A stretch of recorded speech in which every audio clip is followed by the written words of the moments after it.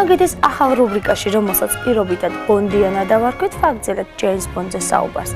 1974 წლის 19 დეკემბერს დიდი ბრიტანეთისა და ამერიკის შეერთებული შტატების კინოეკრანებზე გამოვიდა ბონდიანას მე-9 სერია სახელწოდებით კაცი ოქროს იარაღით. სახელგანთქმული ინგლისელი მწერლის იან ფლემინგის კიდევ ერთი ნოველის ეკრანიზაციაში ლეგენდარული აგენტი 007-ის როლს კვლავინდებურად ბრიტანელი მსახიობი როჯერ მური თამაშობდა. მისი პარტნიორები ამჯერად იყვნენ კრისტოფერ ლი, მოდ ადამსი, ბრიტ ეკლანდი და ჰარვი ვილე ჩეიზი. სურათის დამდგმელი რეჟისორი ისევ გაი ჰემილტონი იყო, ხოლო სცენარის ავტორები კვლავაც რიჩარდ მეიბაუმი და ტომ მანკევიჩი გახდნენ. კინოკომპანია United Artists-ის, Eon Productions-ისა და სტუდია დანიაკის მორიგი ერთობლივი ნამუშევრის აღმასრულებელი პროდიუსერები ისევ და ისევ ალბერტ ბროკოლი და ჰარი ზალცმანი იყვნენ. აღსანიშნავია, რომ ამ უკანასკნელისათვის ეს გახლდათ ბოლო ბონდიანა. ფილმის გადაღებები 1974 წლის აპრილში დაიწყო ტაილანდში და თითქმის აგვისტოს ბოლომდე გასტანა ჩინეთის რესპუბლიკაში. მისი ბიუჯეტი 13 მილიონ ამერიკულ დოლარს შეადგენდა, ხოლო საერთო შემოსავლმა მსოფლიო კინოგაქირავებაში 140 მილიონ დოლარს გადააჭარბა. ჯეიმს ბონდის თავგადასავლებისადმი მიძღვნილი მე-9 ფილმის სახელწოდებით კაცი ოქროს იარაღით გერმანული ოქროს ეკრანის პრემიით აღინიშნა. მთავარი გმირის 45 კალიბრიანი კოლტი სინამდვილეში უბრალოდ მოოქროვილი იყო, თუმცა მისი ტყვიები მართლაც 23 კარატიანი ოქროსაგან გახდათ დამზადებული. წლების მანძილზე ბონდიანას სერიების ჩვენება კატეგორიულად იკრძალებოდა საბჭოთა კავშირში, რადგანაც მისი უდიდებულესობის საიდუმლო სამსახურის აგენტი 007 თითქმის ყველა ფილმში ძირითადად კომუნისტების წინააღმდეგ იბრძოდა.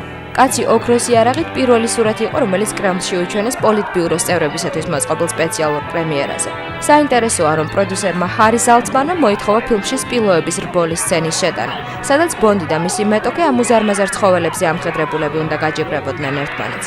ალბერტ ბროკოლიმ აუსრულა მას ეს თხოვნა და $2600 კი გადაუხადა სპილოების მომთვინიერებელს ამ სცენის დატკმისათვის, მაგრამ საბოლოო მონტაჟის დროს ეპიზოდი რატომღაც ამოჭრეს ფილმიდან. აღსანიშნავია, რომ სურათის საუნდტრეკი სრულიად უსასყიდლოდ დაწერა ლეგენდარულმა მომღერალმა ელის კუპერმა. მისი განცხადებით, ნებისმიერ მუსიკოსისათვის უდიდესი პატივი გახდა თავისი პატარა წვლილის შეტანა ბონდიანაში.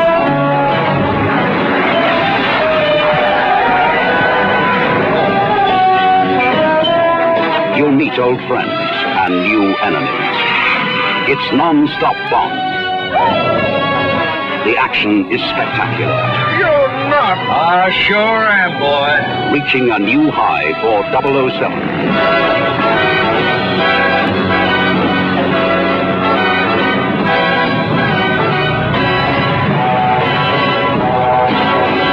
Bonjour, Monsieur Bond.